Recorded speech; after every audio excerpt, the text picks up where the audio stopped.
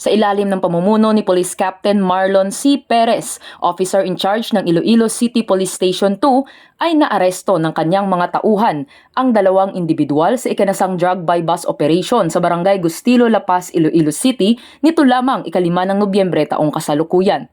Kinilala ang mga sospek na sina alias Ariel, 38 anyos, at si alias Aris, 32 taong gulang, pawang mga residente ng nasabing lugar.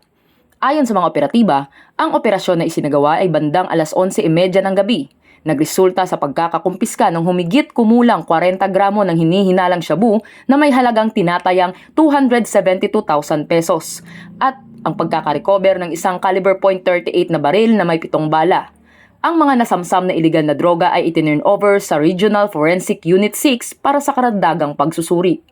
Kabilang sa mga nakumpiska mula sa mga sospek ay ang isang plastic sachet ng suspected shabu na ginamit bilang buy bus item at 6 pang plastic sachets ng hinihinalang shabu mula sa mga sospek.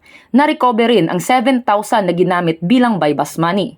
Kasalukuyang nasa kustodiya ng ICPS-2 ang mga sospek para sa dokumentasyon at sasampahan ng mga kaukulang kaso.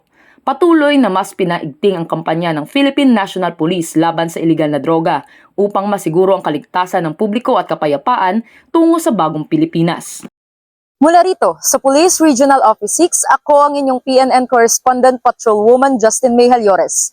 Alagad ng batas, tagataguyod ng Balitang Pulis.